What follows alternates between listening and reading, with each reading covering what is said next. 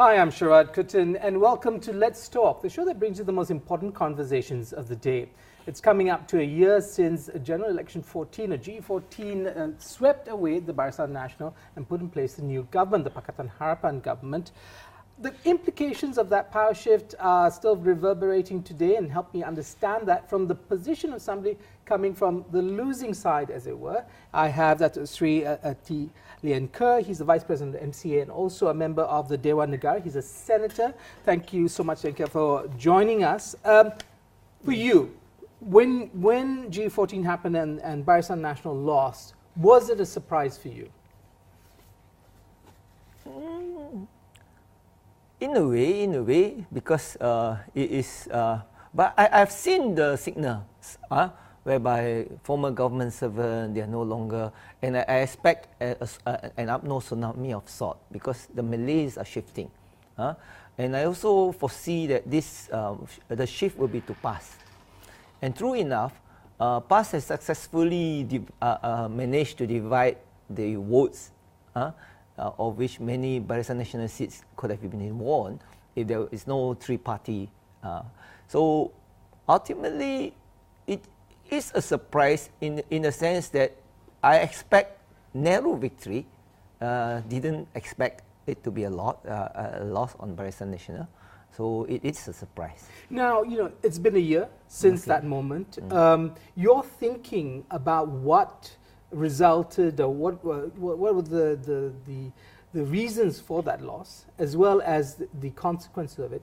Has that changed? I mean, has this year been a time for deeper contemplation about the problems of Barisan Nasional, or the nature of Malaysian politics, the shifting nature of Malaysian society? I think it's a good thing that change is what many middle class, and I think many reasonable thinking people want. They want to change, and maybe Barisan Nasional wants to change, but they are not changing enough. The people expect an immediate change, especially even for me personally. A change of government is a good opportunity for us to do some recollection and self introspection. That what are the changes that people want? I think institutional change, the legal system. Need to be no interference, or more independent rule of law, etc. And the change promised by DAP of local government election, I think that will also help to eradicate local authorities, abuses, bribery by small traders, etc.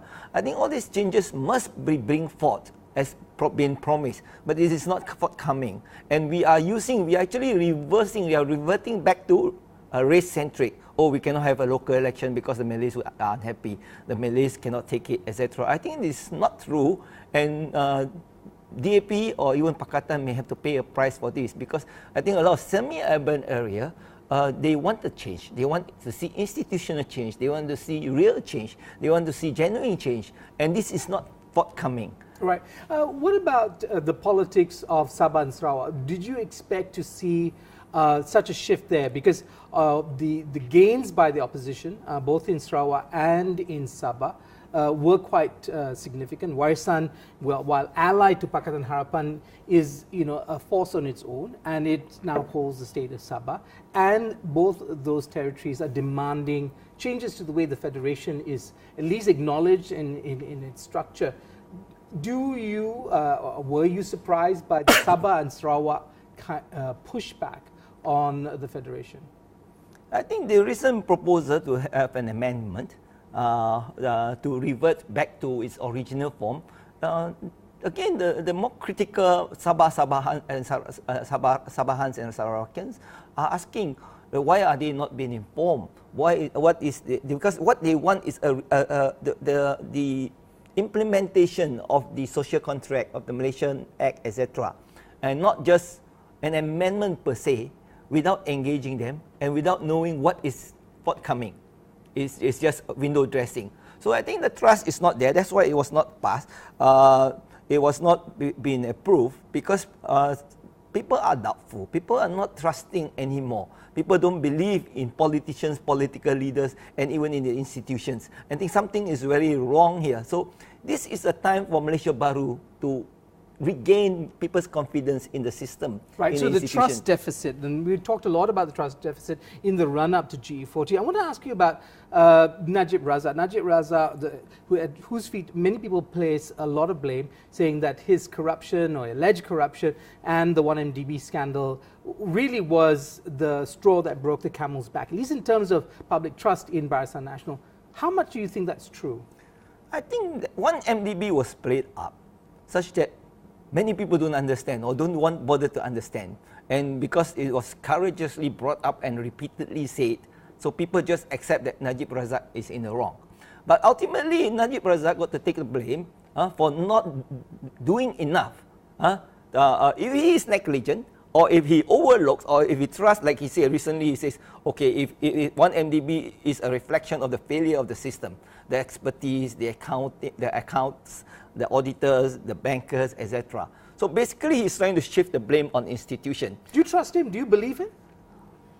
To a certain extent, I think if you know the culture that we have cultivated over the years, people, even institutions, cannot be trusted.